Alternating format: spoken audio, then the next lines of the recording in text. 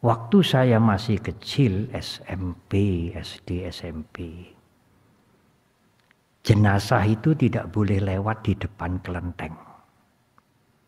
Lalu Bante Giri Ragito Mahatera yang beliau berasal dari Bali mengatakan sama. Di sini jenazah tidak boleh lewat di depan pura.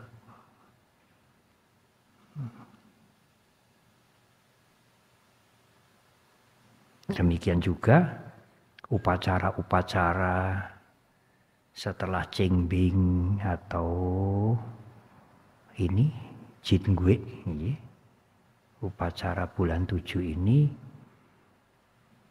meskipun dilakukan di kelenteng itu di halaman luar atau di gedung sendiri, tidak boleh dekat-dekat dengan ruang utama.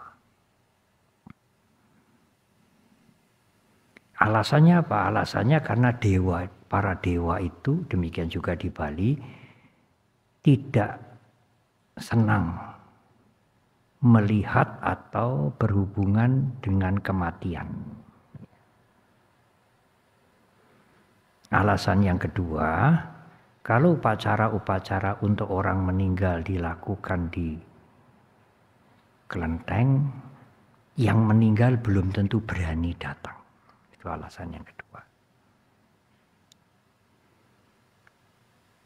Oleh karena itu, pada waktu COVID kemarin di satu tempat, di satu daerah, sebelum abunya itu dilarung di laut, beberapa hari di wihara. Tapi wihara itu tidak mempunyai ruangan serbaguna seperti ini, jadi abunya itu ya di ruang utama. Oh, beberapa umat Buddha ketakutan itu. Wah, tidak boleh itu, tidak boleh itu. Nanti yang meninggal kesulitan itu tidak berani masuk ke wihara itu. Karena mereka menganggap wihara ya seperti kelenteng gitu. Atau para dewanya nanti pergi, lari.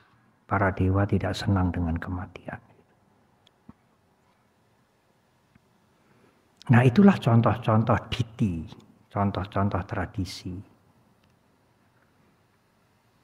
Bagaimana umat Buddha apakah boleh mengakomodir, Bante? Boleh menerima atau menyetujui tradisi-tradisi itu. Saya ingin mengulang sedikit Udumbarika Sutta seperti yang saya singgung pada waktu perayaan Asada di Candi Borobudur. Guru Agung Buddha Gautama itu pernah menyatakan kepada para pertapa. Beliau menyapa para pertapa itu Nigroda. Oh pertapa Nigroda, aku mengajar Dhamma bukan mencari murid. Itu yang pertama. Yang kedua, oh Nigroda, aku mengajar Dhamma bukan bertujuan supaya engkau meninggalkan gurumu yang semula.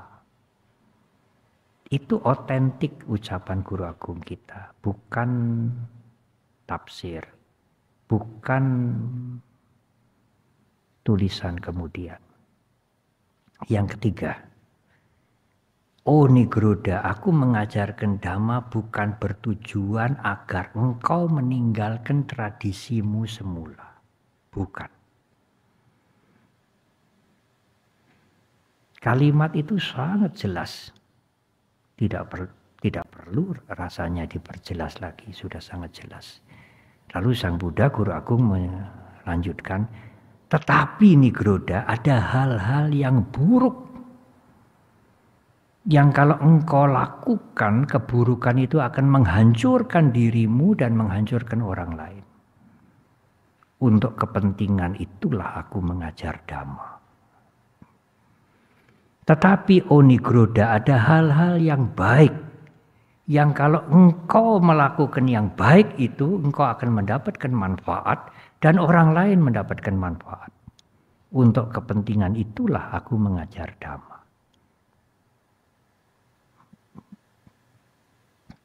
Kita ingat Upali, murid utama dari Jaina Mahavira, guru spiritual sejaman dengan guru agung kita Buddha Gotama. Diutus oleh sang guru untuk bertemu sang Buddha, ya seperti berdebat tentang beberapa hal. Di akhir percakapan, di akhir perdebatan itu Upali menerima apa yang disampaikan oleh sang Buddha. Oh iya, Bante, saya menerima pandangan Bante. Terimalah saya sebagai murid Bante. Saya ingin menggunakan kalimat yang gampang. Guru agung kita mengatakan, hei nanti dulu. Engkau murid kepala di sebelah sana. Kalau engkau pindah kemari akan menimbulkan gejolak sosial. Guru agung Buddha Gotama menghindari gejolak sosial itu. Dan guru agung menanyakan sampai 3 kali, sampai 3 kali pun Upali menjawab, iya Bante, saya sudah mantap untuk menjadi murid Bante. Sang Buddha menerima. Tetapi dengan catatan, iya Upali, saya menerima engkau menjadi muridku, tetapi dengan catatan, engkau harus tetap memberikan dukungan kepada gurumu yang semula. Karena guru-guru spiritual zaman dahulu itu kehidupannya dan sebagainya untuk makan, untuk pakaian dan lain-lain ya seperti para biku didukung oleh muridnya. Nah kalau muridnya pindah kepada sang Buddha, pindah menjadi murid sang Buddha, guru agung, kan tidak lagi mendukung gurunya yang pertama. Karena itu sang Buddha mengatakan, iya, aku terima engkau menjadi muridku, tetapi engkau harus tetap memberikan daksina, memberikan persembahan kepada gurumu yang semula. Upali makin menghormat guru agung kita. Upali berpikir ya, di kitab-kitab penjelasan disebutkan, oh, kalau bukan guru agung Buddha Gotama, saya ini sudah diarak. Naik kereta keliling kota pakai bendera, kalau sekarang sudah diviralkan. Ini loh murid utama, golongan lain pindah menjadi muridku, sudah diviralkan. Tapi guru agung kita justru nanti dulu. Begitu Upali ingin menyatakan menjadi murid guru agung kita, nanti dulu. Pikir dulu. Dan setelah 3 kali menyatakan tekadnya, kepastiannya, guru agung kita tetap memberikan syarat. Engkau harus tetap memberikan dukungan kepada gurumu semula. Oleh karena itu, dan Udumbarika Sutta itu dipegang oleh para biku sampai sekarang, baik Theravada, Mahayana, Tibetan Buddhism, dan hampir semua school golongan agama Buddha. Kami mengajar Dhamma kepada ibu bapak dan saudara bukan mencari murid. Agar engkau sekalian ibu bapak saudara menjadi muridku, tidak. Aku mengajarkan Dhamma bukan mencari murid, guru agung kita. Aku mengajarkan Dhamma bukan bertujuan agar engkau pindah dari gurumu semula menjadi muridku. Tidak. Aku mengajar Dhamma juga bukan bertujuan agar engkau meninggalkan tradisimu.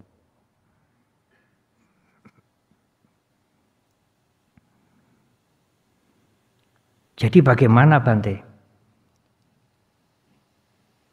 Ya kita harus bijaksana untuk menerima tradisi. Tidak menolak, tetapi bijaksana.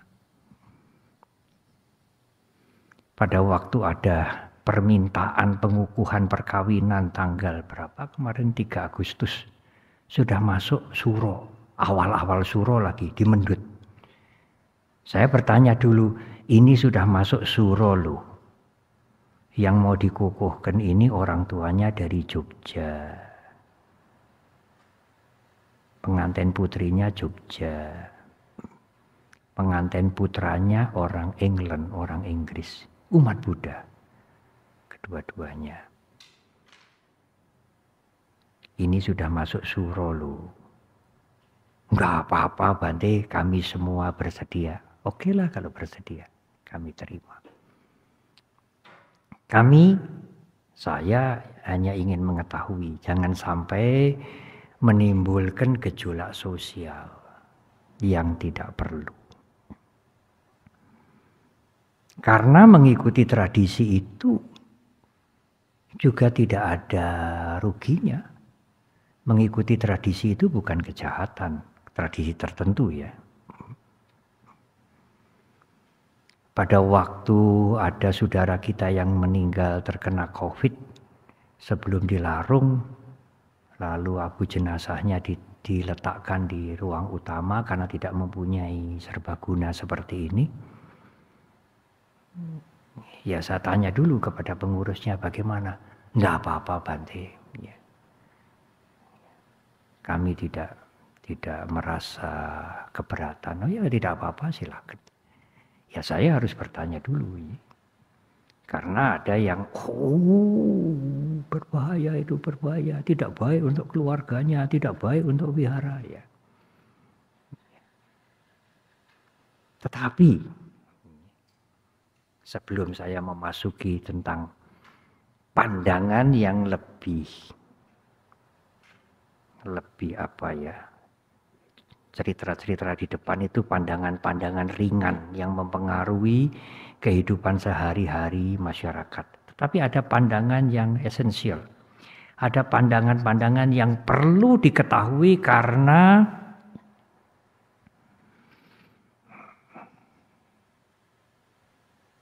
bisa membawa perilaku yang buruk. Tetapi tidak semua tradisi kita sebagai umat Buddha welcome, menerima supaya tidak menimbulkan masalah. Kita menerima harus dengan wise, dengan bijak. Tetapi di satu kota, saya tidak perlu sebutkan kotanya.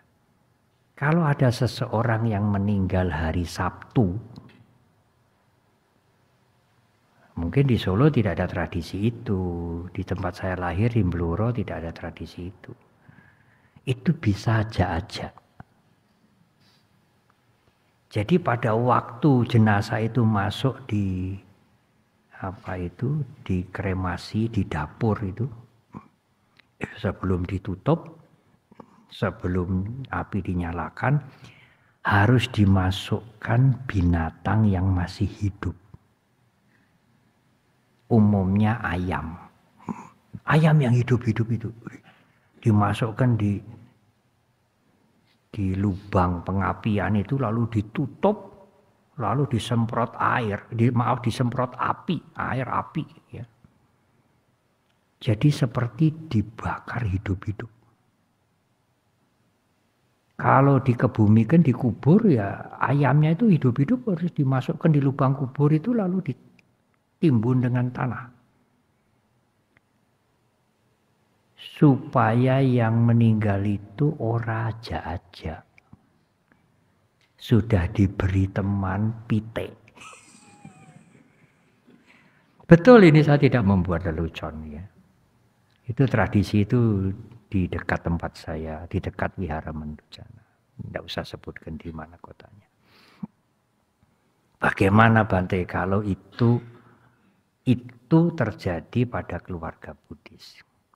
Waduh, ini pembunuhan. Tradisi ini sulit untuk diterima kita yang berusaha menghindari pembunuhan. Karena kehidupan itu sangat berharga meskipun lemah. Membunuh itu kejahatan. Saya membuat kompromi. Begini saja, boleh membawa pitik ke krematorium atau ke kuburan.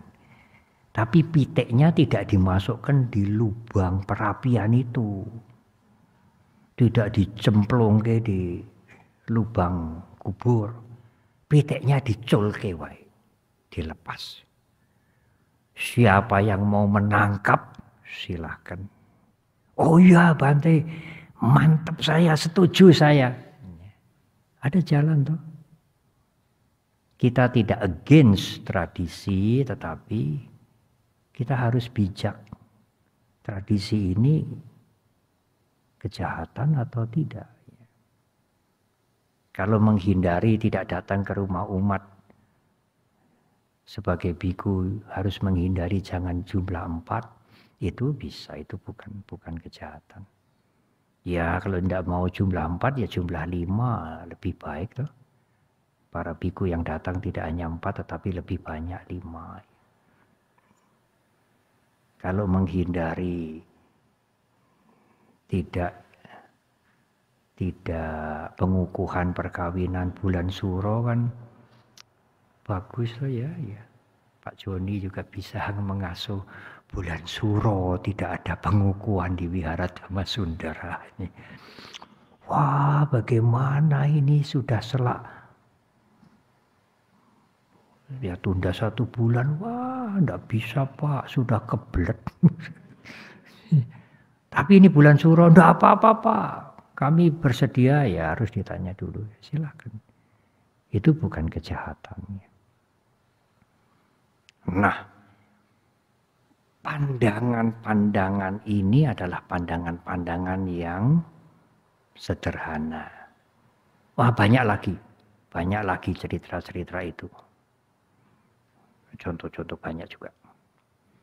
Tetapi ada pandangan yang lebih penting. Yang pandangan ini Guru Agung Buddha Gautama sulit untuk menerima.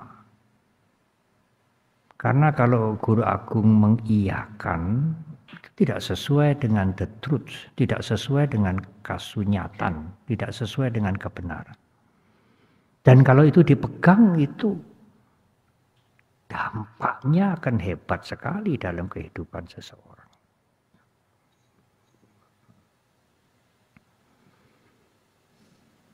Nah, saya akan menyinggung sedikit saja karena saya ingin mengelaborasi, menjelaskan tentang apa yang perlu dipegang bagi umat Buddha sebagai pandangan yang menjadi pedoman, menjadi orientasi bagi pikiran, ucapan, perbuatan, dan kehidupannya. Seperti yang saya singgung pada waktu perayaan Asada di Candi Borobudur, pandangan yang pertama itu menganggap jiwa dengan jasmani itu sama.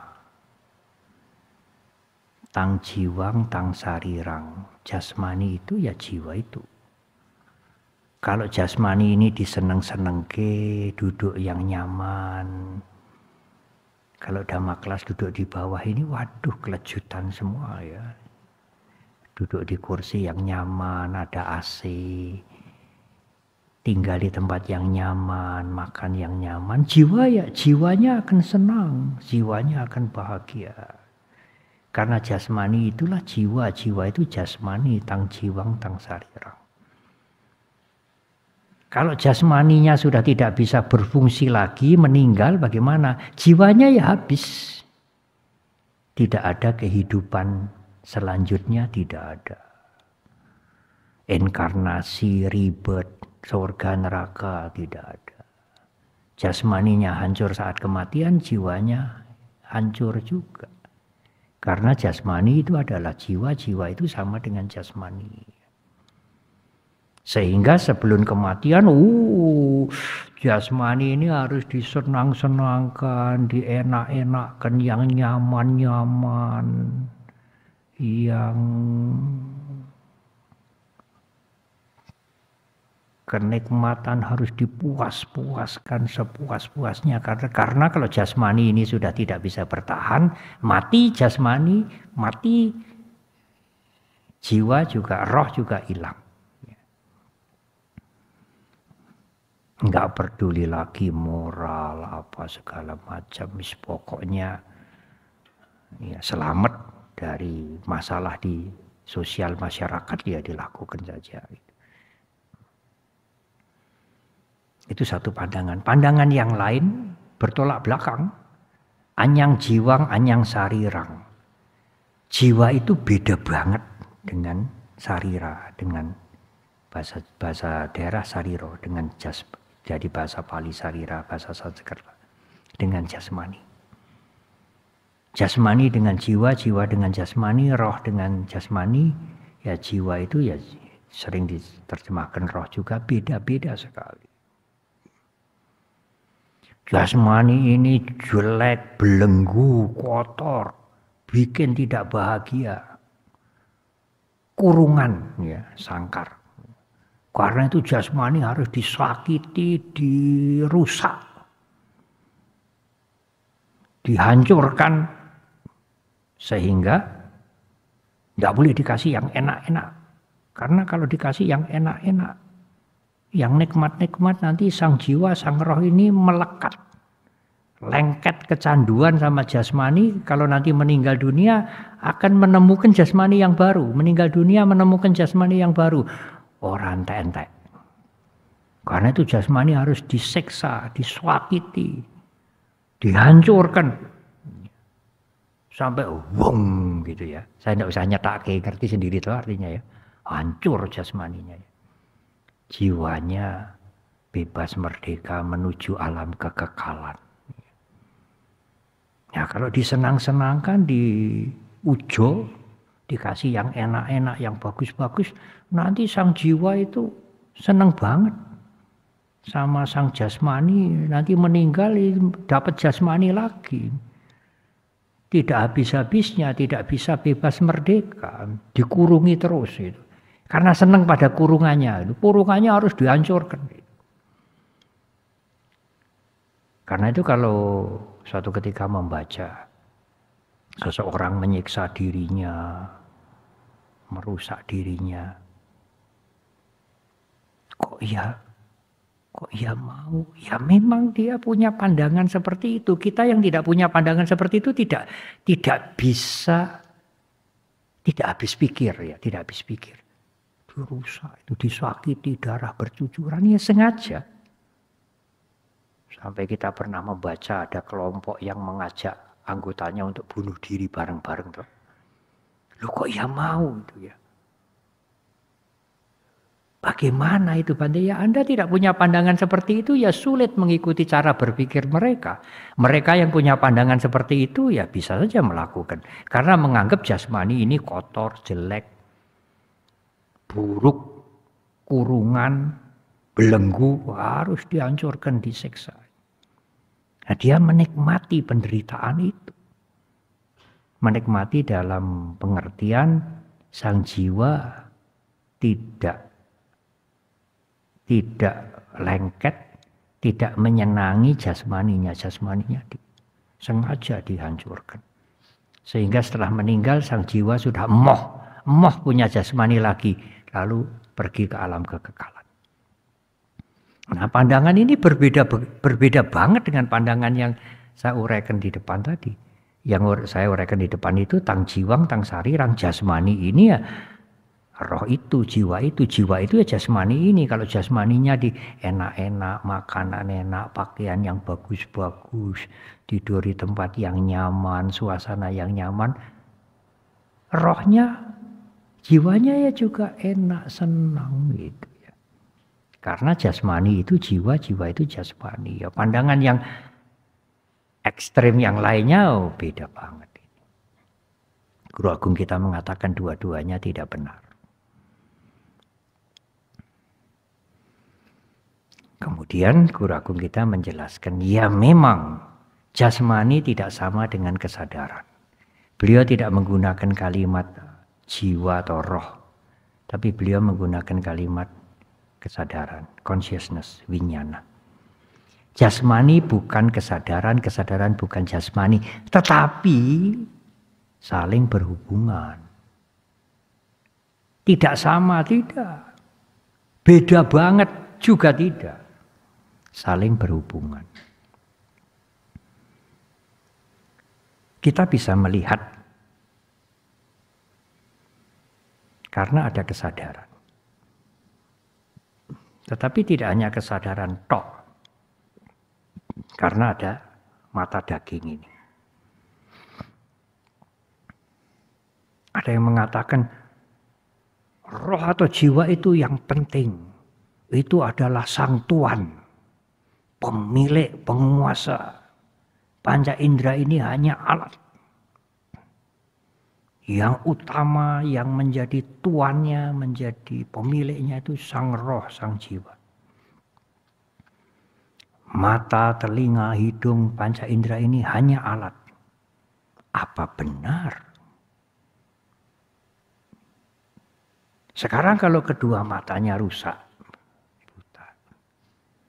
Apa sang roh dan sang jiwa bisa melihat tanpa mata?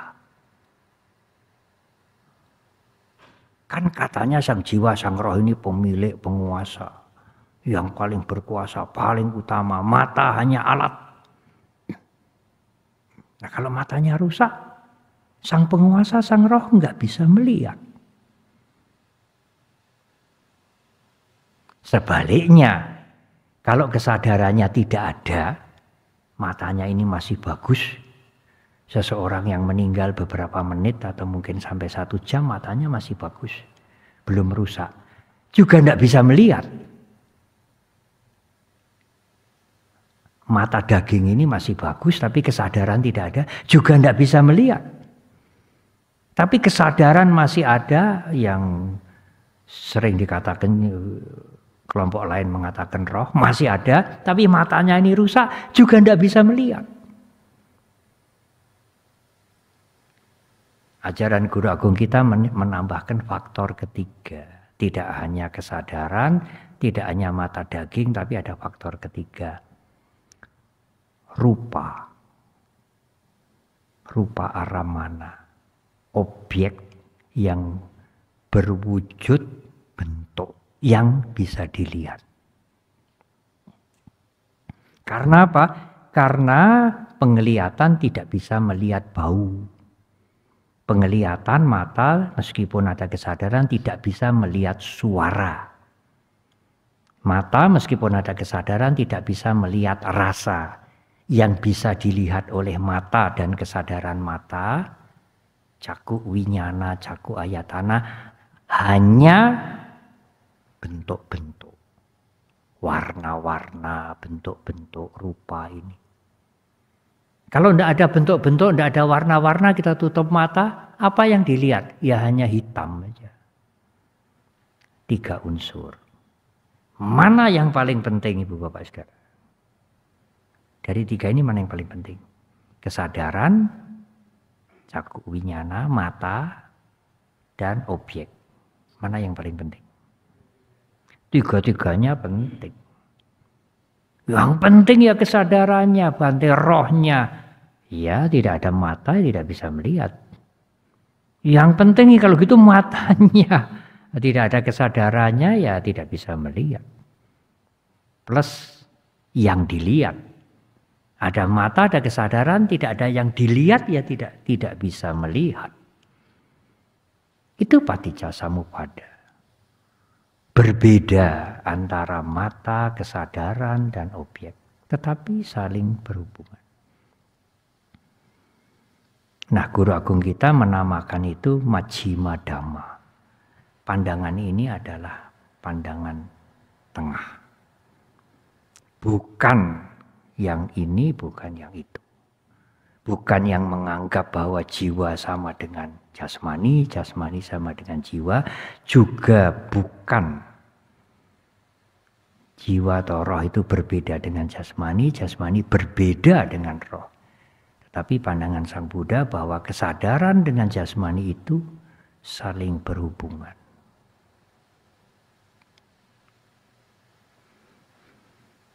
Nah, Majjhima Dhamma ini melahirkan konsekuensi dari Majjhima Dhamma ini adalah Majjhima Patipada. Jalan atau praktek tengah. Tetapi sekali lagi saya ingin memberikan stressing. Yang dimaksud Sang Buddha dengan jalan tengah ini bukan jalan kompromi. Jalan kompromi itu ngambil sini sedikit, situ sedikit. Saya nggak mau sini lah, saya nggak mau situ. Yang di sini saja, yang di sini itu sedikit sini, sedikit situ. Bukan jalan hibrid. Malam ini hibrid. Ibu bapak ada yang hadir, ada yang live streaming tuh. Ya, hibrid. Jalan tengah bukan jalan hibrid, bukan jalan kompromi. Kalau minum teh pahit, pahit banget ini ya. Kalau disajikan teh manis banget, gulanya kakean ini. Ini teh apa air gula? Jalan tengah aja lah ya.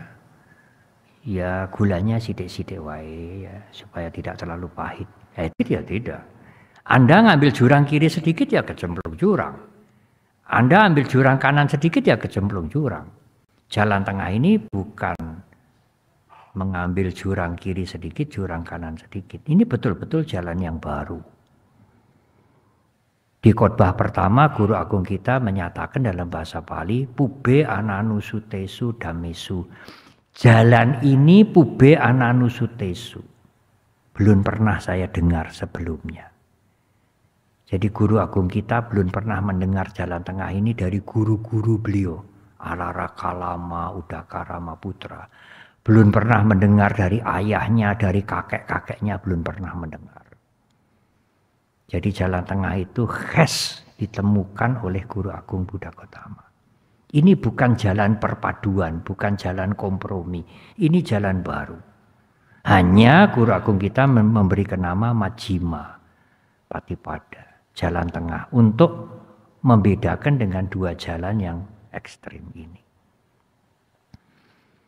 Nah, praktek jalan tengah yang di depan tadi yang saya uraikan ada dua pandangan yang ekstrim yang harus dihindari. Ya, Sang Buddha menyampaikan jasmani dengan kesadaran itu saling berhubungan. Tidak bisa dikatakan yang satu lebih penting dari yang lain. Itu Majjhima Dhamma, pandangan tengah.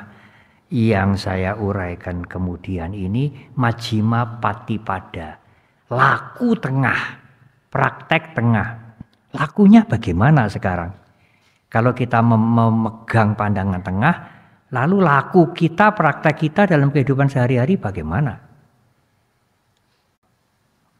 Kebaikan akan berakibat kebaikan. Kejahatan akan berakibat kejahatan. Semua perbuatan baik akan membuahkan kebahagiaan. Semua perbuatan yang buruk akan mengakibatkan penderitaan. Guru Agung kita juga kalau tidak salah di Sangyutta Nikaya, tidak mungkin terjadi kebaikan akan berakibat penderitaan. Tidak mungkin dan tidak akan, karena banyak umat Buddha juga yang salah mengerti.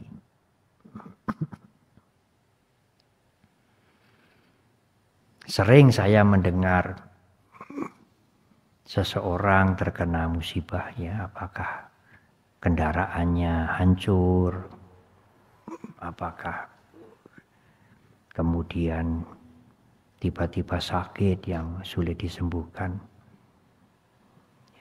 Yang mengenal atau temannya mengatakan, kena karma dia, kena karma dia, kena karma. Jadi karma itu seolah-olah hukuman, kutukan, apalagi ya punishment-nya, kena karma dia. Padahal karma itu perbuatan. Kalau mau benar ya karmanya berbuah, karma yang buruk. Saya memberikan uraian malam hari ini, saya membuat karma juga. Loh, Bante bikin membuat karma? Iya, saya buat karma baik. Kalau Anda mencuri, Anda mengingkari janji, Anda memfitnah, Anda juga membuat karma buruk. Nah, karma buruk dan karma baik itu akan berbuah. Jadi kalau kalimat, dia kena karma dia. Betul karma itu ada, dia kena karma sekarang nih. Ya memang karma itu ada kalau dilakukan. Semua perbuatan itu ya namanya karma. Memberikan air minum, memberikan bantuan obat-obatan, itu karma juga. Itu karma, Bante, karma baik. Kejahatan-kejahatan, kebencian dan lain-lain yang diungkapkan, yang dilakukan dengan perbuatan yang merugikan, itu karma juga, karma buruk. Dan karma-karma itu akan berbuah. Nah, saya tidak menguraikan satu persatu 8 unsur jalan tengah.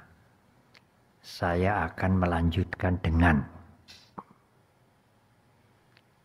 nah Bante, apa yang mendorong kok seseorang itu sampai melakukan karma-karma, perbuatan-perbuatan yang buruk?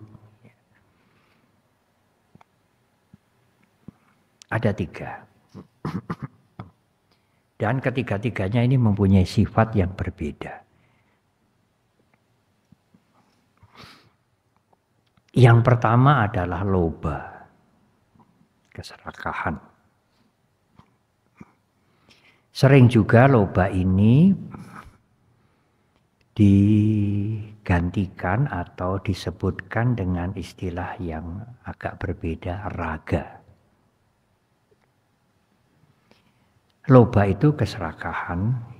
Ada terjemahan yang lain ya yang tidak setuju dengan keserakahan, tapi saya masih memilih menerjemahkan loba dengan keserakahan. Raga itu nafsu. Nafsu indrawi jasmaniah ini yang selalu ingin enak-enak, nyaman-nyaman, senang-senang ya.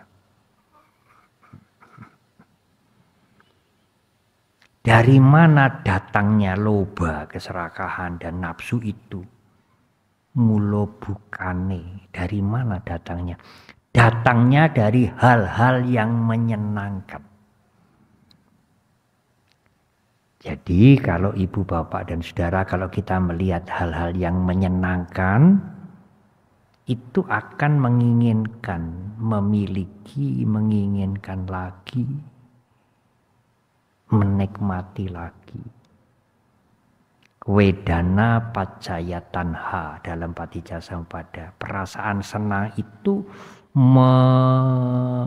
memprovokasi orang, membujuk orang untuk ingin lagi, ingin lagi, ingin lagi. Tanha pacaya upadana. Kalau sudah ingin lagi, ingin lagi, ingin lagi, akibatnya lengket. Sulit dipisahkan, sulit untuk tidak menikmati karena sudah terbiasa menikmati. Guru Agung kita Buddha Gautama mengatakan nafsu itu tidak, ini kalimat ini mohon diingat-ingat karena kalau tidak nanti bisa diterjemahkan salah.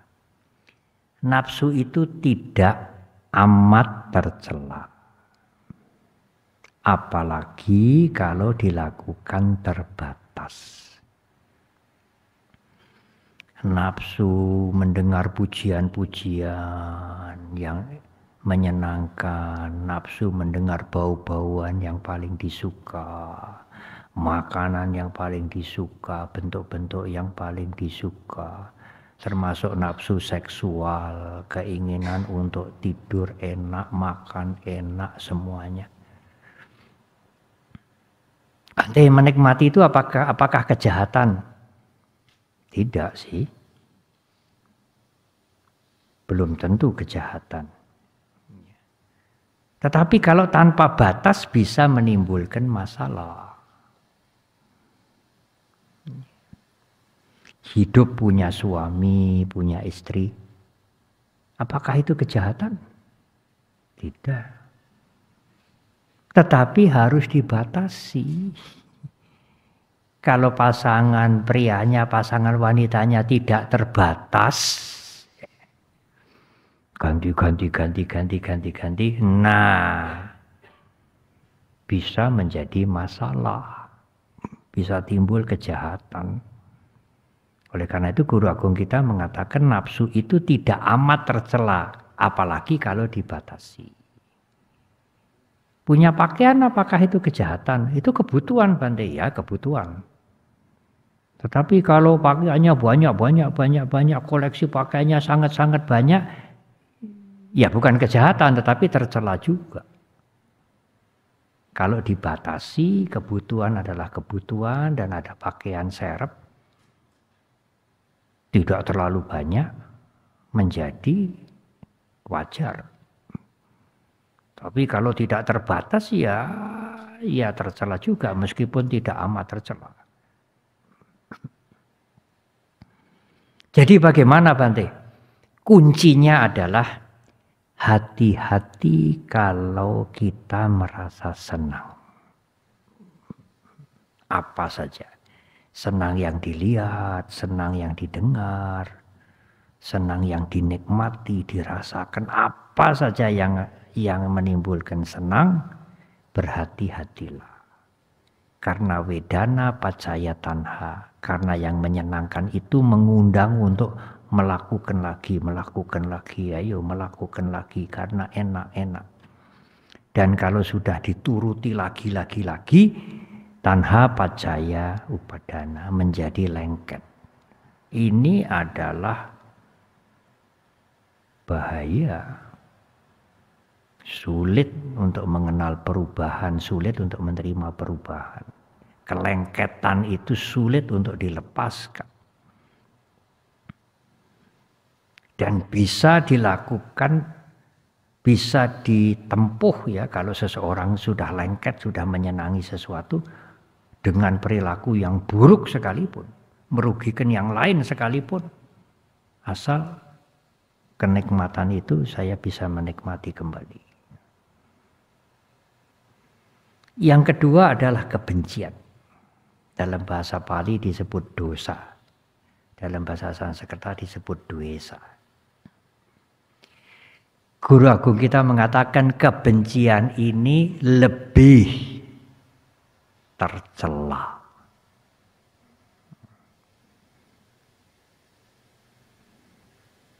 Meskipun sedikit.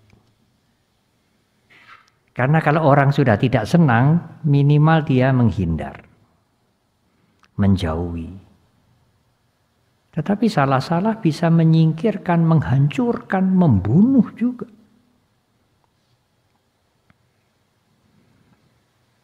Saya baru membaca Ajahn Chah, seorang guru meditasi yang terkenal. Kalau sudah ada pikiran benci karena tidak senang terhadap orang, terhadap lingkungan, terhadap macam-macam rumah, kendaraan, sistem dan lain-lain. Apa saja yang saudara lihat, apa saja yang ibu bapak dan saudara lihat akan menimbulkan celaan. Rasa tidak senang dan kemudian mencela. Karena ada rasa tidak senang. Rasa tidak senang itu melahirkan kebencian lalu mencela.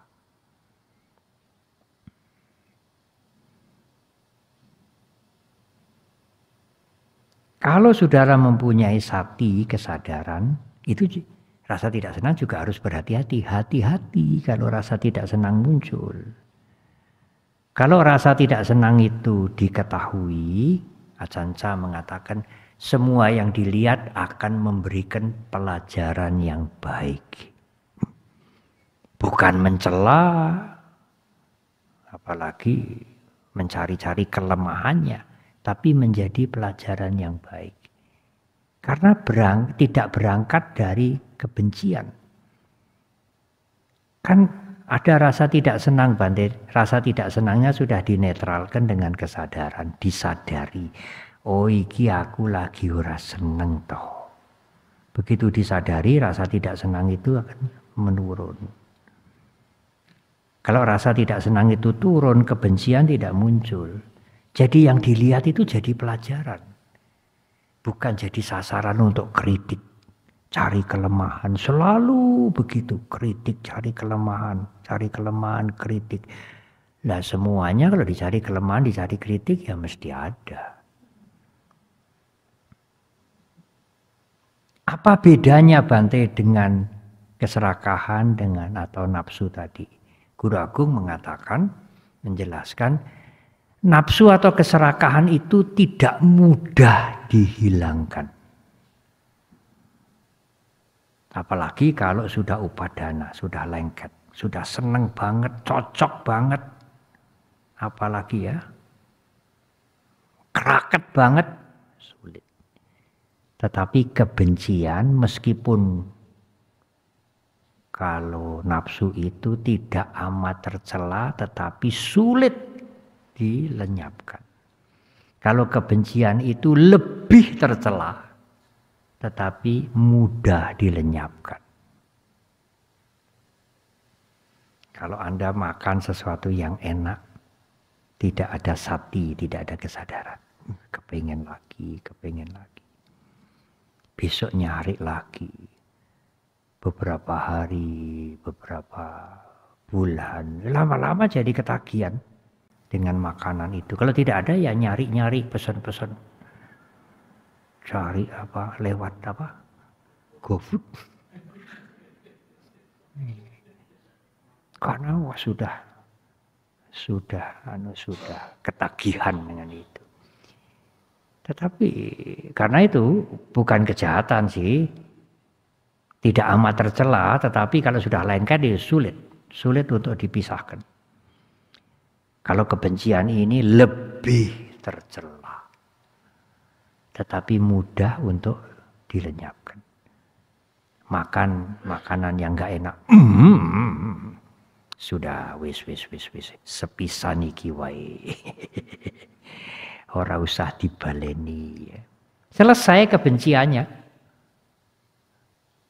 Kebenciannya ya sekali itu begitu makan makanan yang tidak enak. Atau bertemu dengan seseorang yang tidak disuka ya. Ya karena mungkin perilakunya, omongannya, sikapnya. Sudah ya.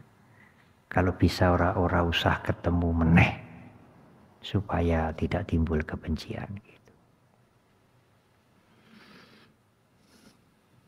Saya akan sedikit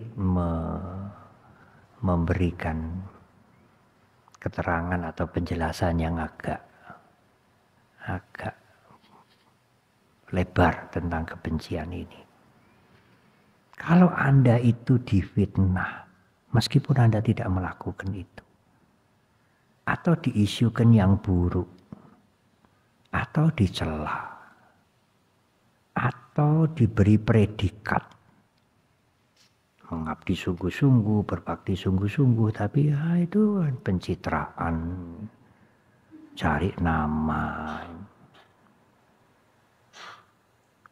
Kalau Anda belum mengenal meditasi, belum mengenal bagaimana kesadaran itu berfungsi, awareness atau sati itu berfungsi, apakah ibu bapak dan saudara tidak menggunakan pengertian yang tadi sudah dipegang toh? Hukum karma. Aku dicela, aku dihina, dikatakan yang tidak aku lakukan. Ini kan sebetulnya akibat karmaku sendiri toh yang lagi mateng. Ini sulit ibu bapak, sulit sekali.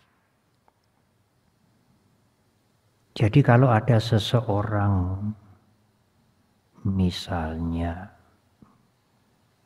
menipu kita, ngapusi kita, membawa lari barang kita, Yang dulu bisa dipercaya kemudian sekarang ingin menghancurkan kita, yang dulu kita bantu atau mungkin pernah disekolahkan sampai tinggi, sekarang punya usaha, tidak hanya menyaingi tetapi mau menghancurkan kita. Itu sulit untuk mengingat akibat karma berbuah. Yang sering itu jahat sekali. Tidak pantas itu. Itu hatinya bukan manusia itu. Tidak mengerti budi jasa. Itu terus itu yang umumnya dilakukan oleh banyak orang. Tidak mengerti budi itu tidak punya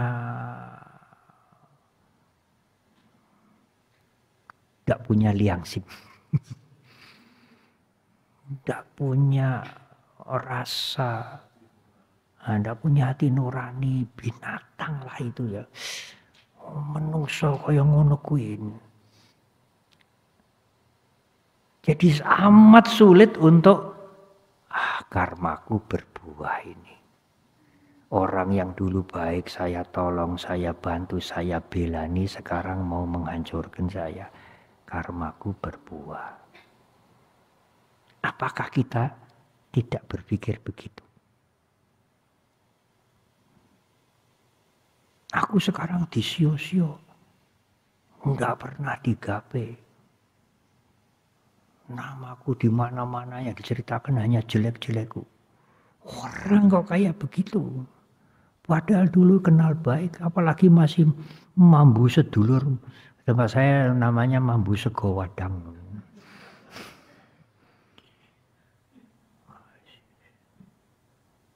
Luar biasa itu kejahatannya itu.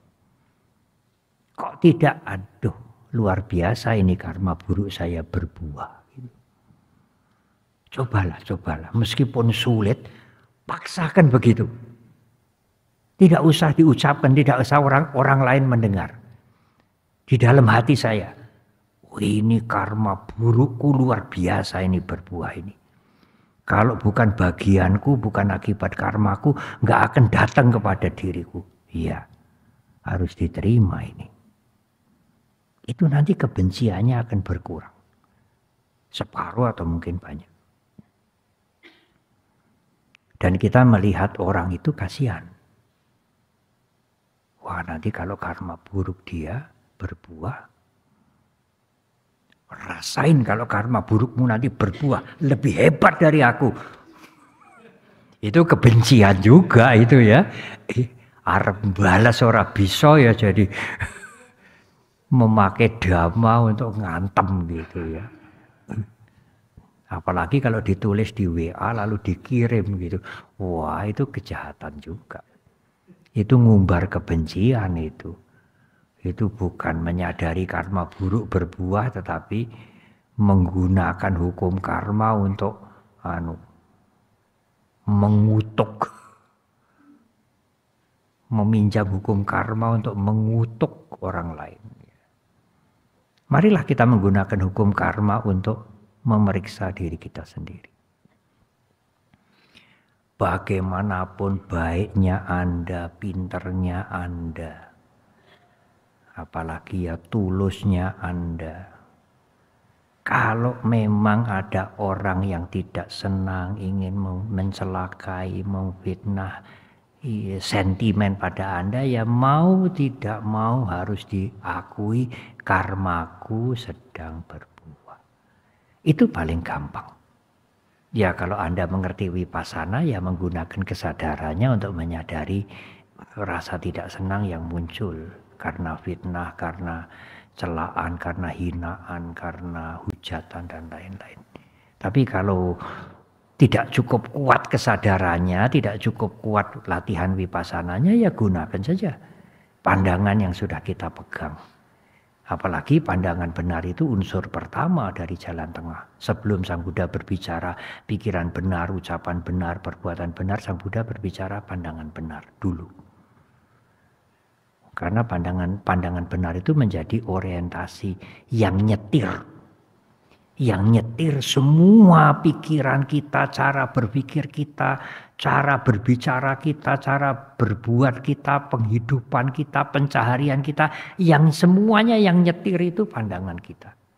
Karena itu kalau pandangannya tidak sesuai, tidak benar, pokoknya awake dhewe pokoknya selamat lah. Ora kapiran wong orang lain dirugikan disakiti karmu. Ya, kalau kamu dirugikan, saya sakiti, karmamu berbuah. Sing penting aku untung. Iya, Anda untung tapi Anda membuat karma jelek yang baru juga. Jadi kalau pandangan itu dipakai, pandangan yang salah itu dipakai, ya nanti pola hidupnya, perilakunya kayak begitu. Menyusahkan, menyulitkan orang lain, enggak ada masalah. Yang penting aku untung. Ya karena dia tidak mengerti hukum karma juga. Bahwa yang penting aku untung, menyakiti, merugikan orang lain enggak masalah. Kalau dia mengerti hukum karma, ya ingat. Anda melakukan begitu, Anda melakukan kejahatan. Nanti akan berbuah pada Anda sendiri. Ya setiap kita kebaktian kan sabe sata kama saka kama dayada kama yoni kama bandu kama patisarana. Perbuatanku itulah milikku, hartaku. Saudaraku yang paling dekat kama bandu adalah perbuatanku sendiri. Yang bisa melindungi diriku ya perbuatanku sendiri. Perbuatan yang buruk melahirkan penderitaan, perbuatan yang baik melahirkan kebahagiaan. Karena semua perbuatan berakibat. Kalau ini dibiasakan, kebencian itu akan kurang banyak. Kita tidak terbiasa untuk kritik. Kritik yang tidak wise, kritik yang asal muni saja. Kalau kita mau ngeritik ya hati-hati. Bisakah Anda mengkritik tanpa kebencian? Karena kadang-kadang orang, keadilan harus dibela, kebenaran harus ditegakkan. Hati-hati. Membela kebenaran, menegakkan keadilan itu bisa menjadi topeng untuk melampiaskan kebencian. Janjane kuwi benci. Hanya ditutupi dengan aku ini kan menegakkan keadilan, membela kebenaran. Tapi janjane kebencian. Tetapi apakah kita tidak boleh memberikan kritik, Bante, memberikan saran? Boleh, tapi kebenciannya harus dipadamkan dulu.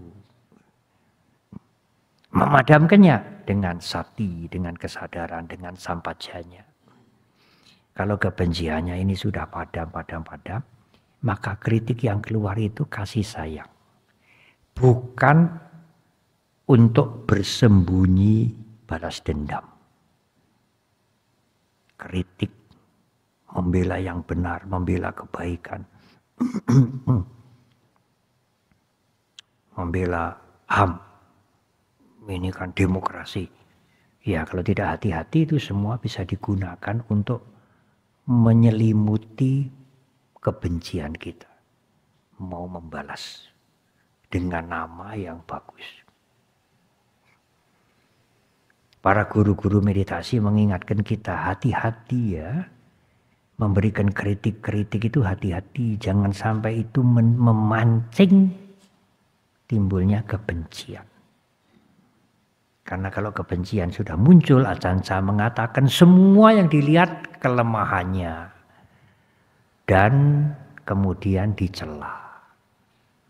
Tetapi kalau kebenciannya sudah diredam dengan kesadaran, dengan sampajanya, semuanya akan memberikan pelajaran yang sangat berharga. Dari yang buruk-buruk kita mendapatkan pelajaran. Dari yang baik-baik kita mendapatkan contoh.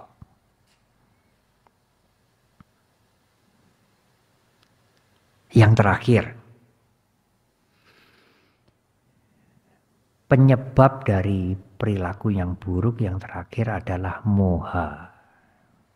Yang pertama itu loba atau raga. Benihnya yang menyenangkan. tidak amat tercela tetapi sulit dilenyapkan. Yang kedua kebencian, benihnya rasa tidak senang. Lebih tercela tetapi mudah dilenyapkan. Yang ketiga moha. Moha ini pandangan yang tidak benar. Ya kembali pada pandangan lagi.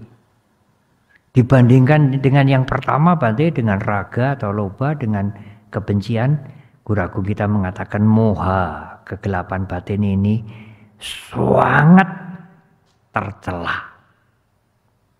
Bukan saja tidak begitu tercela, bukan saja lebih tercela, sangat tercela.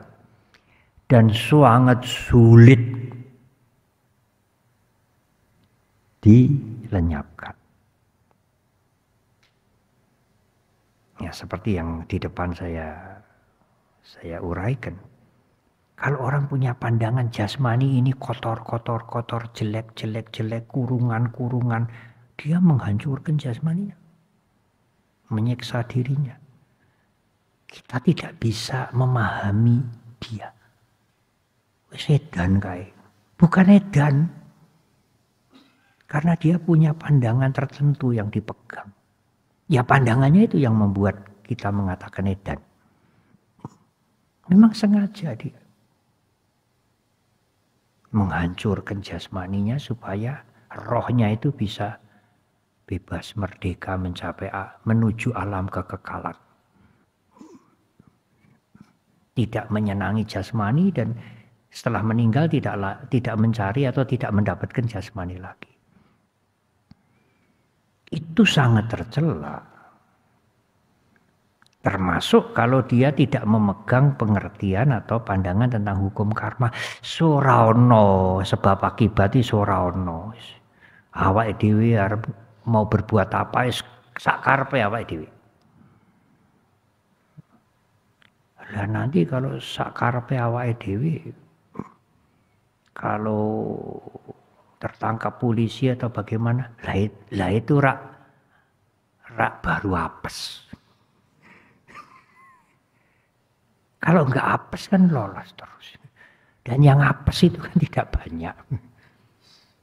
Ya kalau pandangan sudah dipegang begitu itu sulit. Jangan begini ya, jaga ucapanmu ya, jangan berbuat jahat. Enggak bisa ikut. Sangat berbahaya, sangat tercela. Bagaimana Bante bisa mengubah pandangan-pandangan seperti itu? Oh, sangat sulit. Memerlukan waktu. Di zaman Buddha Gotama juga ada orang-orang yang Guru Agung kita melihat ini pandangannya nggak bisa diubah. Karena itu beliau tidak mengajarkan sedikit pun ajaran tidak. Ada beberapa contoh seperti Cunda dan lain-lain. Karena ini tidak bisa menerima. Kita berbicara sampai berbusa-busa dia tidak akan bisa menerima. Karena dia sudah punya pandangan yang dia pegang. Dan dia nyaman dengan pandangan itu.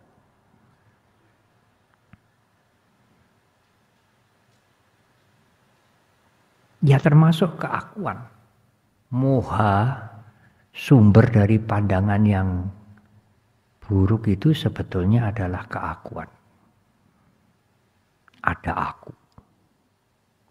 Ada aku, milikku, diriku. Ini agak sulit untuk dimengerti. Apalagi untuk dilenyapkan. Oh, sulit banget.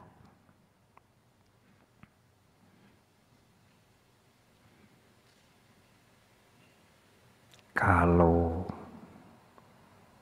kita mau melihat dengan lebih jeli, ya. Betulkah? Ya betulkah? Kita ini ada yang disebut dengan aku. Aku ini ada. Rasanya aku ini ada. Ini bukan etok-etok. Apa betul? Lalu ini diriku. Lalu aku bisa memiliki. Betul? Bante, kalau uang ini satu tumpuk, ini milikku. Apa tidak betul, Bante? Kalau milikku, saya punya kuasa terhadap uang ini. Mau saya berikan, mau saya simpan, mau saya sebarkan, mau saya deposito. Siapa yang bisa melarang? Milikku.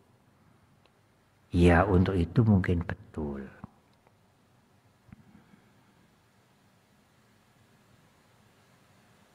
Jasmani. Ini jasmaniku. Bukan jasmanimu. Aku punya hak terhadap jasmaniku ini. Mau tak pacai apa, mau tak keriting-keriting, abang, hijau, kuning. Pakaian apa ya. Betul. Iya, ini jasmaniku, milikku, bukan milikmu. Kalau mules, disuruh stop. Hei perutku, jangan mules. Tidak bisa. Bagaimana dikatakan perutku? Anda tidak berkuasa terhadap perut Anda sendiri. Kepalanya cenut. Hei kepalaku sendiri, kamu jangan cenut-cenut. Tidak bisa. Cenut-cenut terus. Dablek. Kita menganggap ini kepalaku, bukan kepalamu. Apakah Anda menjadi pemilik kepala Anda sendiri? Apakah Anda menjadi pemilik jasmani Anda sendiri? Tidak. Anda tidak bisa memiliki jasmani sekalipun jasmani Anda sendiri. Karena sang pemilik juga tidak ada. Yang mengatakan ini milikku kan hanya pikiran. Kalau pikirannya lagi istirahat, tidur nyenyak, ya tidak ada konsep ini badanku, tidak ada. Kalau bekerja baru asik, juga tidak ada pikiran ini badanku, tidak ada. Tidak hanya jasmani, pikiran juga. Sekarang sudah capek, saya sudah bekerja habis-habisan, besok bekerja lagi. Hei pikiranku, tidurlah sekarang. Buatan sakit. Semakin ingin tidur, semakin ketop.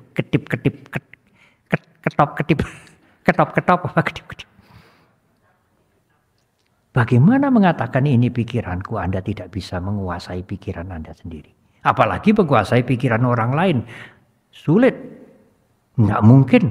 Ya kecuali mempunyai abinya. Kekuatan yang supernatural. Kekuatan supernatural power. Bisa mempengaruhi, bisa membaca pikiran orang. Anda tidak bisa menguasai pikiran Anda sendiri. Anda tidak bisa memiliki pikiran Anda sendiri. Bagaimana Anda mengatakan ini pikiranku?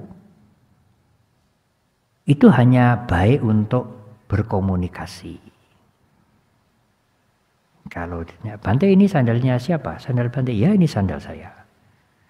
Tetapi gunakanlah kata-kata aku, saya itu dengan hati-hati. Meskipun itu diperlukan untuk berkomunikasi. Jangan sampai menggunakan kata saya, aku itu mempertajam moha. Pandangan yang keliru. Yang sebetulnya aku itu tidak ada, seolah-olah kita merasa ada.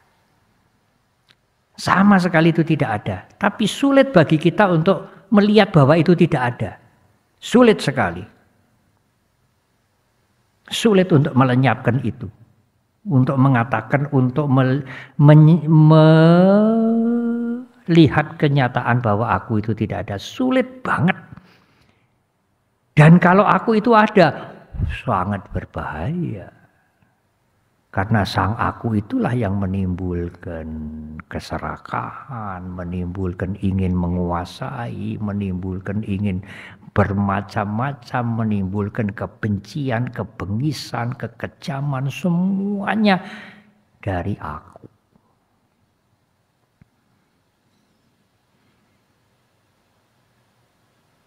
Bagaimana Bante mengatasinya? Kalau keserakahan dan hawa nafsu itu, kalau tidak mempunyai cukup latihan vipassana, kesadarannya juga belum terlatih begitu baik, keserakahan dan hawa nafsu itu harus diatasi dengan mengerti anicca. Semua tidak kekal, semua tidak kekal. Kenikmatan, kenyamanan, kesenangan, keuntungan, kehappy-happyan ini tidak kekal, tidak kekal, tidak kekal.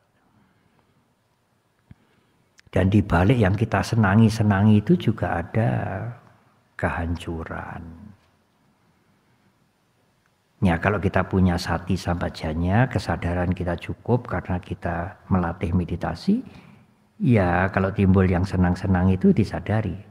Hati-hati dengan kesenangan, ini senang-senang lagi muncul, senang-senang lagi muncul. Supaya kesenangannya itu tidak ngombro-ngombro menjadi keserakahan. Lah kalau perlu memiliki bagaimana Bante? Memiliki dengan landasan pengertian yang jernih, bukan memiliki karena keserakahan. Kalau Anda mempunyai kesadaran, maka sampajanya pengertian yang jernih itu muncul otomatis. Kalau tidak ada kesadaran, pengertiannya meskipun sak lemari ya lupa semua. Kesadaran itu seperti kunci. Kalau Anda memegang kunci dibuka ya ilmu-ilmu sak lemari keluar semua. Tetapi kalau kuncinya tidak dibuka, tidak digunakan, ilmu-ilmu sak lemari ya tertutup semua. Kuncinya itu seperti sati. Awareness, kesadaran yang dilatih dengan meditasi. Kalau ada kesadaran, rasa senang-senang muncul disadari, nah kuncinya dipakai.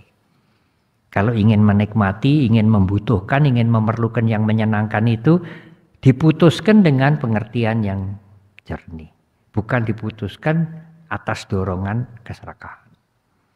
Kalau rasa tidak senang muncul, apakah dengan keluarga, apakah dengan tetangga, apakah dengan sahabat, apakah dengan teman. Kalau ada sati ya disadari, iki ora senang muncul. Andai kata perlu mengingatkan, perlu memberikan kritik, diberikan dengan pengertian yang benar, dengan niat yang baik, bukan dengan kebencian. Tapi kalau satinya tidak pernah dilatih, kalau kebencian muncul bisa diatasi dengan metta. Sering-seringlah memancarkan metta. Semoga semua makhluk berbahagia. Mereka-mereka yang jahat banget itu juga ingin bahagia. Dia juga makhluk seperti kita ingin bahagia. Hanya mungkin caranya tidak tepat. Kalau moha Bante, ya sekali lagi, kalau keakuan muncul yang paling manjur ya disadari, akunya muncul ini, mau apa? Ya, aku sudah berjasa, aku sudah melakukan kebaikan, aku sudah mengabdi, aku sudah berjuang. Yang negatifnya, aku disingkirkan, aku disisihkan, aku dimusuhi, aku dihina, aku difitnah. Dan lain-lain tanpa batas itu, aku itu. Nah kalau kita cukup mengerti atau mempunyai latihan tentang sati, ya satinya digunakan, aku muncul. Baik dipuji, baik dicela, baik di alam, baik dikritik, baik dikhianati, baik diberi hadiah.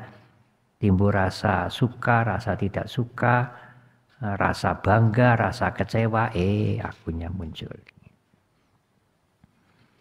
Tetapi kalau satinya tidak begitu kuat, ya diatasi dengan banyak belajar. Banyak mengerti Dhamma, tapi tidak bisa mandi. Karena aku itu sudah menjadi candu yang nempel dalam benak pemikiran kita dan halus sekali dan cepat sekali keluarnya. Nanti keluar, cari sandalnya tidak ada. Siapa ini? Di wihara masa ada orang berbuat jahat. Ya, kebencian muncul ya. Tapi sebelum kebencian itu muncul, kalau mempunyai kesadaran ya, cari sandalnya tidak ketemu. lalu timbul rasa tidak senang. Dia melihat ke dalam dulu. Rasa tidak senang muncul ini. Nanti kebenciannya akan turun. Kalau itu tidak mandi ya karmaku berbuah. Dulu aku nyolong sandal, nyolong sepatu. Sekarang di Wihara Dhammasundara sandal sepatuku hilang gitu ya. Nah, kalau tidak diredam dengan pengertian hukum karma, tidak diredam dengan kesadaran, ditulis viral, berbahaya ikut dhamma kelas di Dhammasundara. Mengerikan, sandal-sandal pergi entah kemana. Hati-hati. Dan sekarang kritik lewat WA itu lebih berani. Karena yang dihadapi adalah benda kecil. Wah, seenak-enaknya. Tapi dikirim kemana-mana. Kalau sang kritik itu bertemu dengan siapa? Pak Joni atau dengan Pak Bekti. Tidak akan mengatakan berbahaya ini dhamma kelas sandalku hilang. Paling wah sandal hilang nih. Dia tidak akan lebih dari itu. Ya karmamu berbuah toh, ngenteng-ngentengi gitu ya.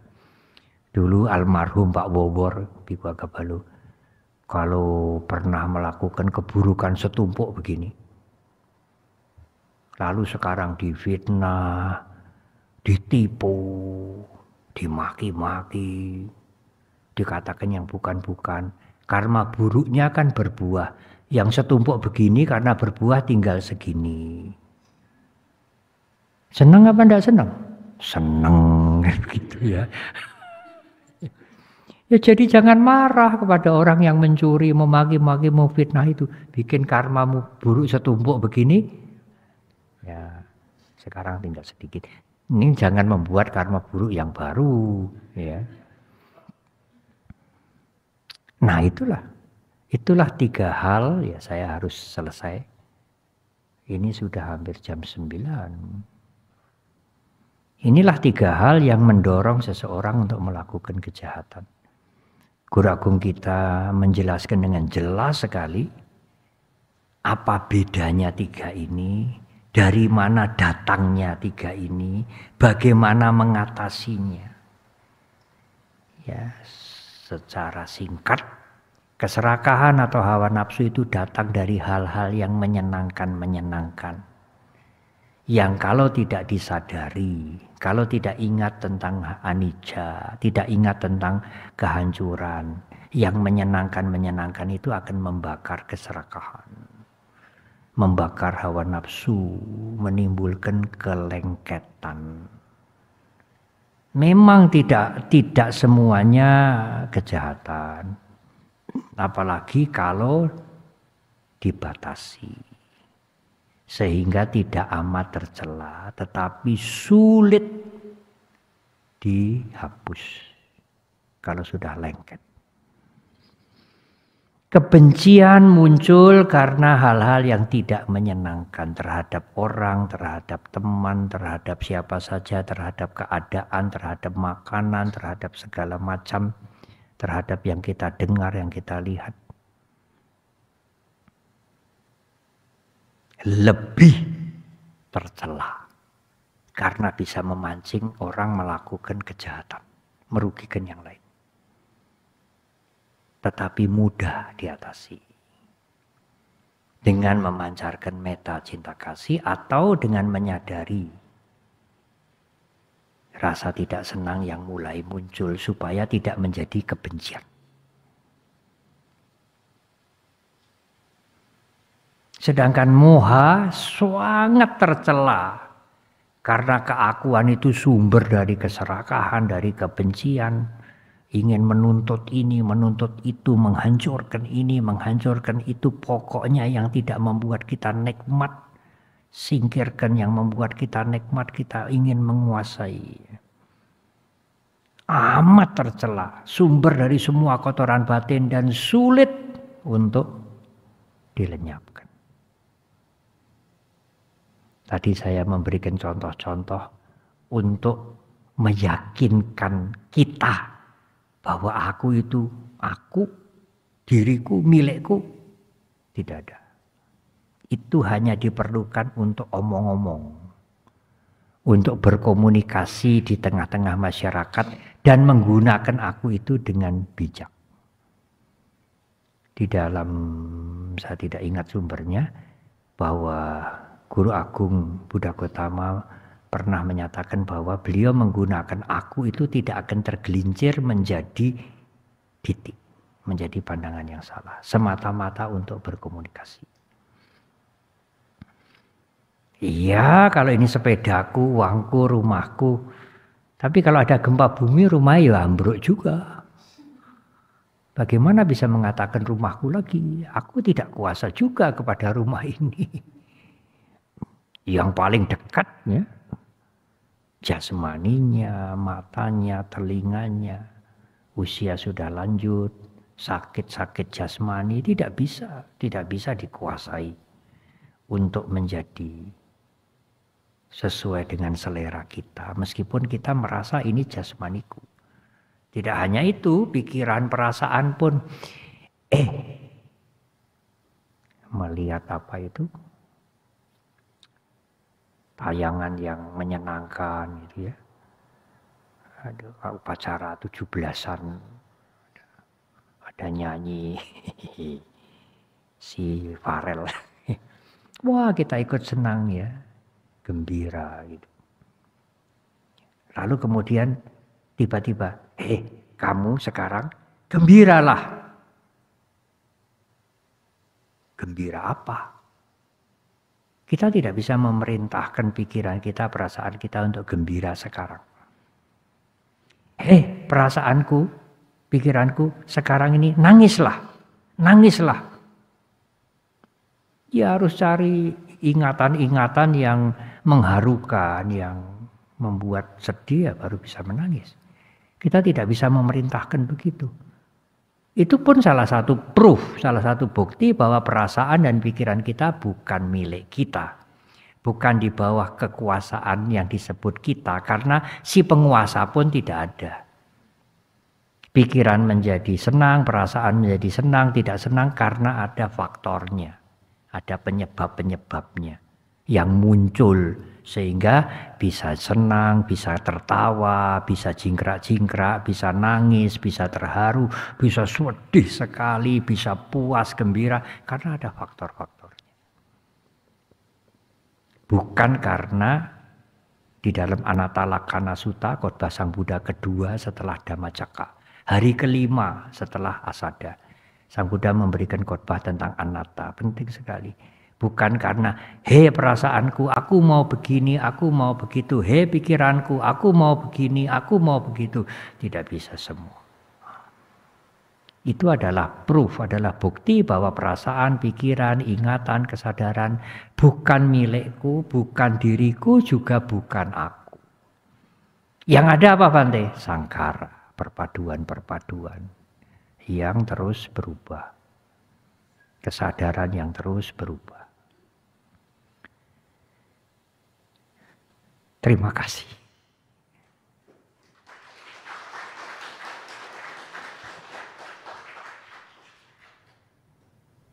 Terima kasih kepada Yang Mulia Bante. Selanjutnya adalah sesi tanya jawab kepada Bapak Ibu yang ingin bertanya. Dipersilakan untuk 2 penanya dulu. Nggak ada 10 menit saja ya. Tinggal 10 menit. 10 menit. Oh iya. Supaya adil 2 penanya. 2 penanya. Ya, 1 ibu-ibu, 1 bapak-bapak. 2 penanya. Dari streaming ada 1 penanya Bante. Mungkin kita buka 1 penanya di sini. Kalau begitu 3 dengan. Oh 3 penanya. Oke. Dikasih kesempatan Bante untuk 2 orang bertanya. Silahkan kepada Bapak Ibu yang ingin bertanya. Ya silahkan. Ya langsung maju ke depan.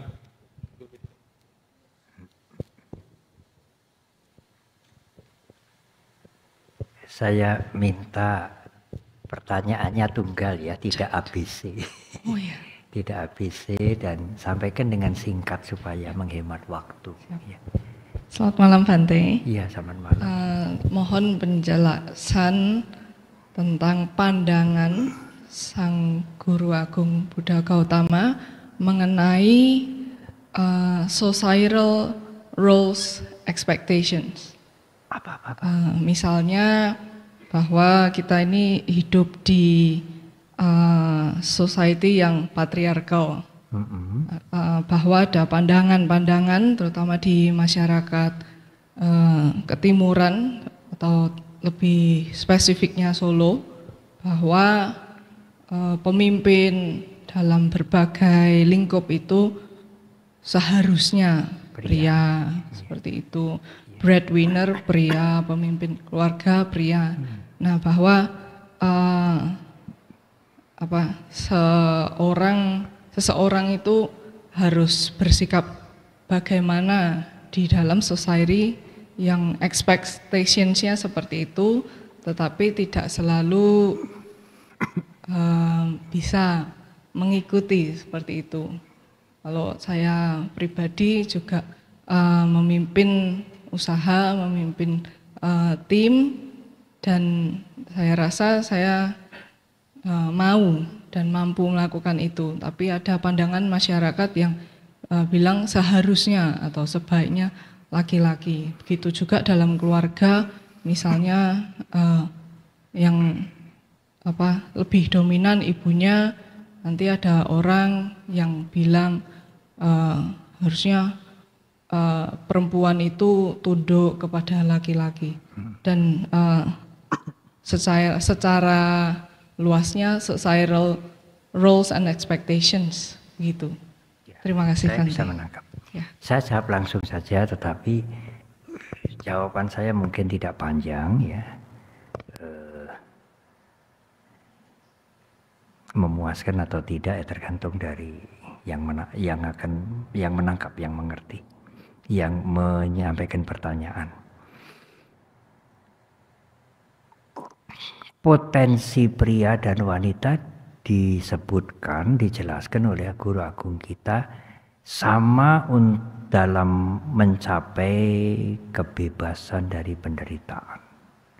Mencapai kesucian itu, potensi mencapai kesucian, bebas dari penderitaan itu, potensi itu, kemampuan itu sama baik pria maupun wanita. Bukan monopoli pria saja.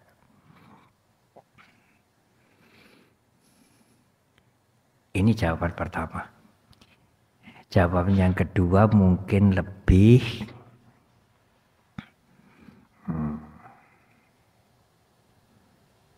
sederhana. Tidak usah risau menjadi pria atau menjadi wanita. Itu kan temporary toh. Tidak permanen.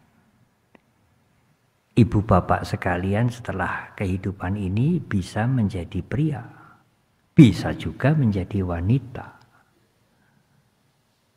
Tidak ada sesuatu yang harus dirisaukan. Persoalan masyarakat mempunyai pandangan yang berbeda-beda, ya itu konsekuensi yang logis dari kehidupan kita di masyarakat. Berbijaksanalah pada waktu kita atau kalau kita berada di dalam satu kondisi masyarakat tertentu yang mempunyai pandangan tertentu.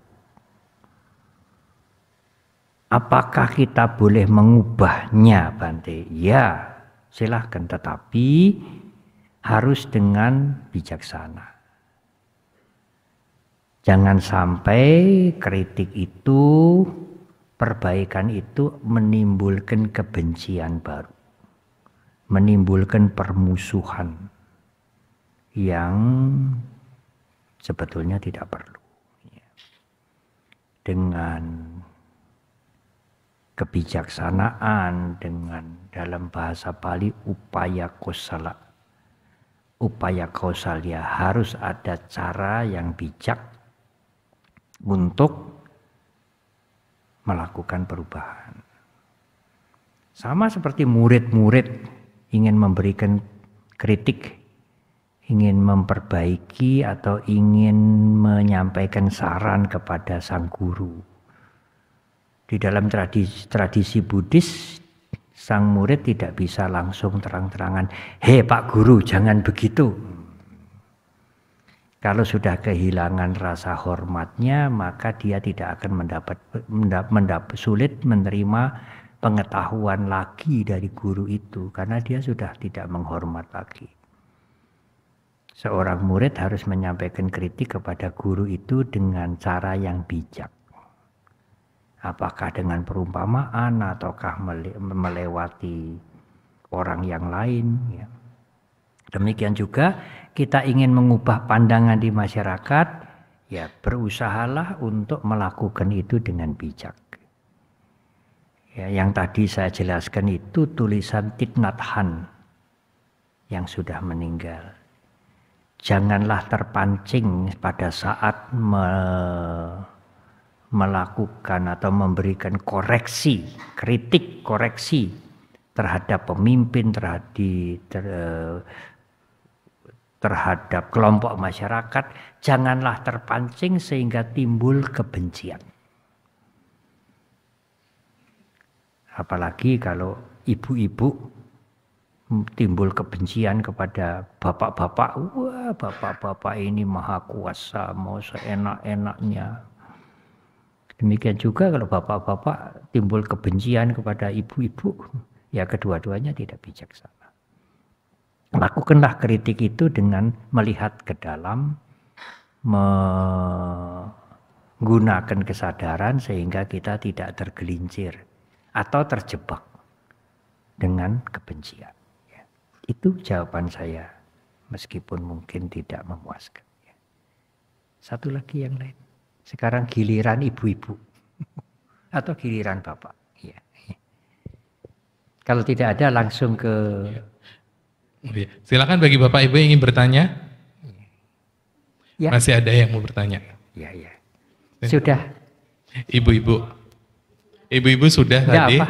Enggak apa-apa Bante. Ibu-ibu, ya silakan maju. Silakan maju ke sini, Mbak. Ada bapak. Ada bapak yang mau bertanya. Oh, ada satu. Ya, sudah dipakai Bu Wena. Ya. Bapak yang di belakang sana.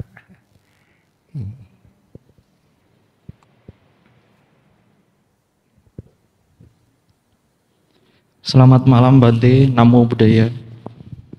Saya izin bertanya Bante, bagaimana berlatih melepas sesuatu yang tidak bisa dipaksakan Bante? Apakah seni menjadi bijaksana itu tahu mana yang harus dilepaskan dan mana yang harus diperjuangkan? Terima kasih, selamat malam, Namo Buddhaya.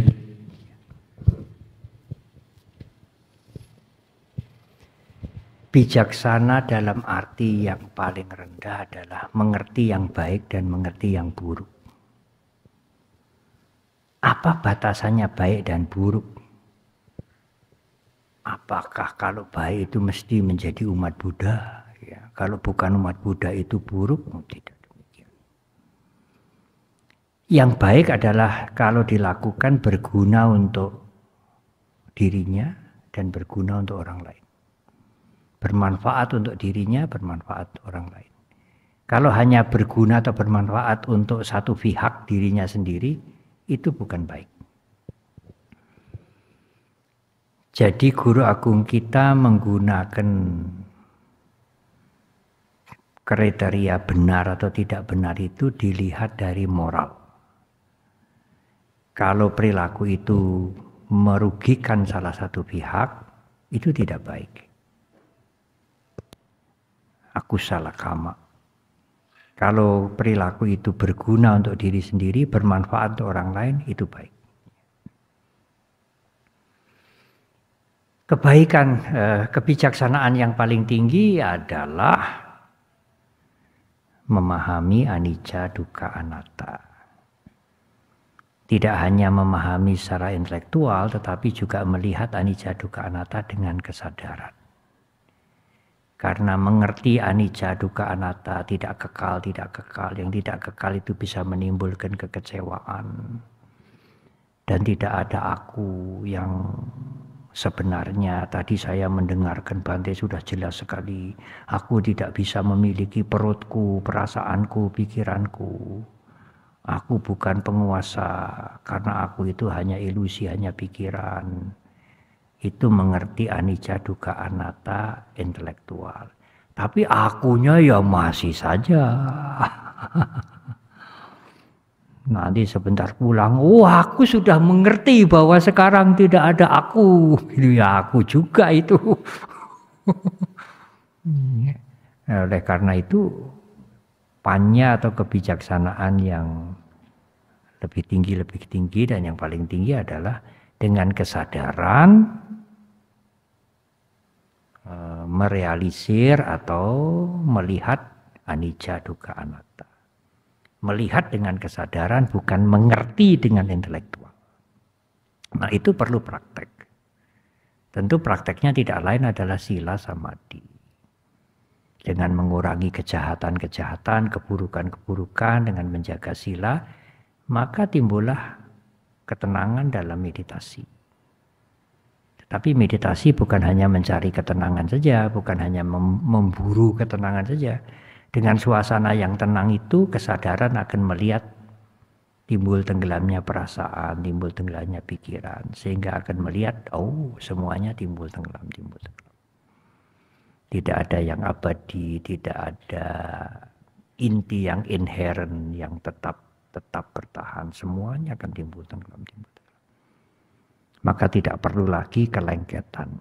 Ya kita masih bisa merasakan kesenangan, keenakan, apalagi rasa tidak senang juga, tidak suka. Tapi itu kita melihat sebagai fenomena yang timbul tenggelam.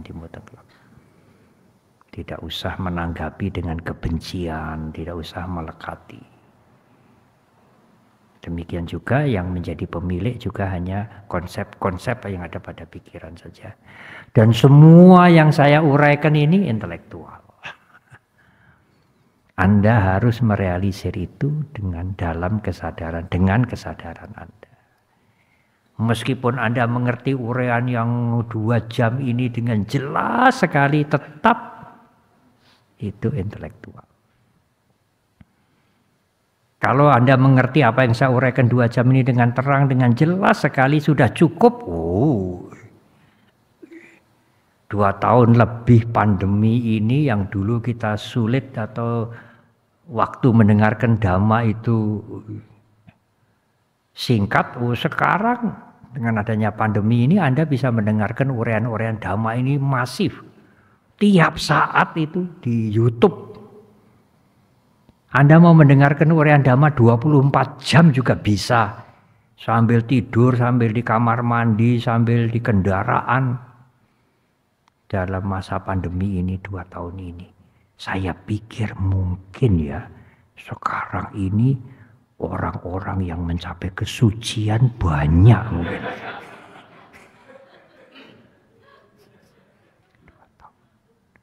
Kalau memang pengertian intelektual itu sudah cukup, tidak cukup. Karena kelengketan, kelekatan, ketagihan itu tidak bisa dibuang begitu saja hanya karena mendengar khotbah, mendengar ceramah, mendengar YouTube, tidak bisa. Kelengketan, attachment, ketagihan itu yang menyenangkan, yang membuat kenikmatan itu kan Sang Buddha mengatakan sulit dibuang. Kalau kebencian sih lebih mudah dibuang. Apalagi konsep-konsep tentang aku itu lebih sulit lagi. Terakhir, Mas Yudis yang lewat. Pertanyaan dari streaming, Wandami Bante, saya Devina Yau dari Surabaya. Bante mohon sarannya, bagaimanakah kita bisa membantu orang tua, kakek nenek kita yang sudah sepuh, yang sangat minim pemahaman dhammanya, yang mana memiliki banyak pandangan salah. Terima kasih Bante. Ya memang kalau sudah sepuh sekali, mengubah pandangan itu juga sulit. Apalagi pandangan itu sudah dipunyai sebagai sesuatu yang benar, ya.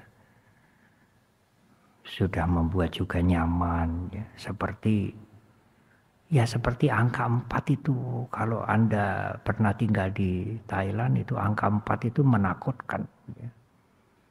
ya lebih menakutkan daripada setan atau genderuwo itu. Anda kemudian tinggal di satu losmen atau satu hotel itu diberi angka 4 itu lebih menakutkan dari setan. Saya minta pindah saja. Padahal ya sudahlah sekarang demi saudara lalu dicarikan stiker, kasih nomor 3A gitu, template kayak situ. Sudah puas begitu ya.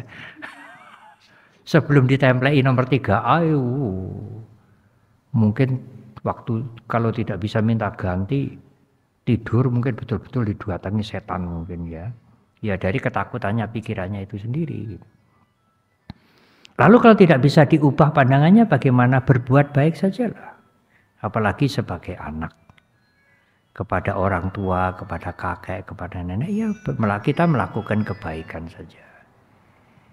Apakah memberikan bantuan materi ataukah paling tidak ya memancarkan pikiran-pikiran baik, cinta kasih, mendoakan hal-hal yang baik, itu yang kita bisa lakukan.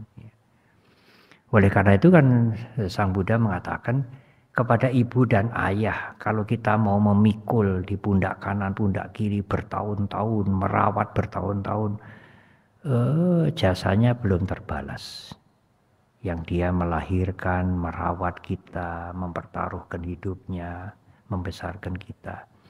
Sampai Sang Buddha mengatakan, tetapi kalau bisa ya, kalau orang tua kita itu kikir, bisa dicarikan cara yang bijak sehingga kekikirannya berkurang.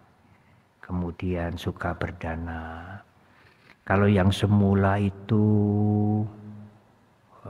tidak punya keyakinan terhadap hukum karma, ya kejahatan ya tidak ada akibatnya, tidak ada resikonya. Lalu sang anak dengan berbagai macam cara ataukah dengan cerita, dengan apa, sehingga lama-lama orang tua bisa mengerti hukum karma, kemudian menjaga dirinya, menjaga ucapannya, kemudian suka berdana. Guru aku mengatakan itulah balas budi yang paling baik ya. Tidak sekadar memberikan makanan, pakaian, uang dan lain-lain. Bisa memberikan pandangan, mengubah cara berpikir orang tua itu menjadi lebih baik. Tapi kalau itu tidak mampu dilakukan ya rawatlah dengan baik. Itu saja. Rawatlah dengan baik. Tidak ada pilihan lain. Rawatlah dengan baik. Memberikan pikiran-pikiran yang baik. Metta, karuna, mengharapkan yang baik. Semoga dalam kehidupan yang akan datang juga mencapai kehidupan yang lebih baik. Bisa syukur, bisa bertemu dengan Dhamma. Kita bisa melakukan maksimal apa yang bisa kita lakukan. Meskipun mungkin tidak bisa mengubah seseorang. Apa yang kita lakukan adalah kebaikan bagi kita. Meskipun yang kita lakukan itu mungkin tidak bisa mengubah orang lain. Lakukan saja yang baik. Karena kebaikan itu meskipun tidak ada yang mengapresiasi, tetap nilainya kebaikan. Jangan melakukan hal-hal yang buruk. Meskipun keburukan itu dipuji-puji oleh orang lain, keburukan itu tetap berakibat keburukan. Dan sekali lagi, kebaikan menurut kriteria, menurut batasan guru agung kita, menurut kriteria Dhamma adalah hal-hal yang dilakukan yang bermanfaat untuk diri sendiri dan berguna untuk orang lain. Hal-hal yang merugikan salah satu pihak adalah hal-hal yang tidak baik. Cukup sekian untuk Dhamma kelas malam hari ini. Semoga juga bisa mengobati kerinduan, kehausan. Sudah lama sekali tidak ada acara Dhamma kelas, utamanya juga saya tidak hadir di tempat ini. Semogalah Dhamma kelas malam hari ini juga bisa memberikan semangat meskipun hanya intelektual. Semangat untuk praktek Dhamma dengan lebih baik, menambah keyakinan, meluruskan pandangan yang tidak benar, memperkuat atau mengukuhkan hal-hal yang sudah benar, yang selama ini, yang sudah baik, yang selama ini kita pegang, dan mendorong kita untuk praktek Dhamma dengan lebih baik. Sekali lagi terima kasih.